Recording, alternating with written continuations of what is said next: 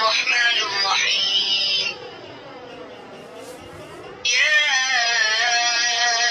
أيها المزمل قم الليل إلا قليلا نصفه أو انقص منه قليلا أو زد عليه ورتل القرآن ترتيلا إنا سنلقي عليك قولا ثقيلا إن ناشئة الليل هي أشد وطئا وأقوم قيلا إن لك في النهار سبحا طويلا واذكر اسم ربك وتبتل إليه تبتيلا رب المشرق والمغرب لا إله إلا هو فاتخذه وكيلا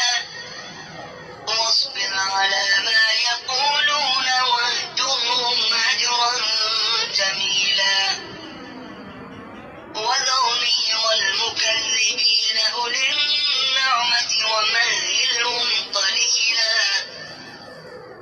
إن لدينا أنكالا وجحيما وطعاما ذا غصة وعذابا أليما يوم ترجف الأرض والجبال وكانت الجبال كثيبا مهيلا إنا أرسلنا إليكم رسولا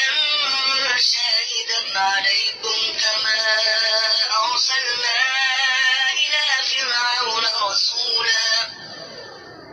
فعصى فرعون الرسول فأخذناه أخذا وبيلا فكيف تتقون إن كفرتم يوما يجعل الولدان شيبا السماء منفطر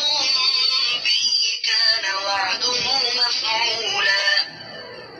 إن هذه تذكرة فمن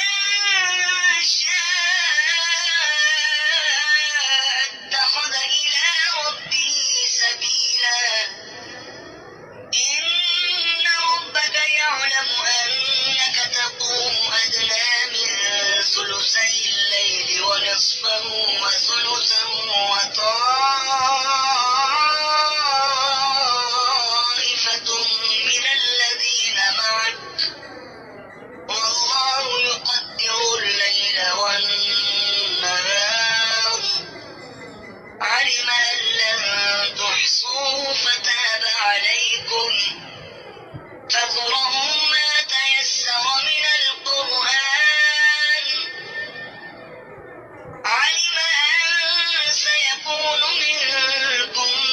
مرضى وآخرون يضربون في الأرض يبتغون من فضل الله وآخرون يقاتلون في سبيل الله فاقرؤوا ما تيسر منه وأقيموا الصلاة وآتوا الزكاة وأقرضوا الله قرضا حسنا وما تقدموا لأنفسكم من خير تجدوه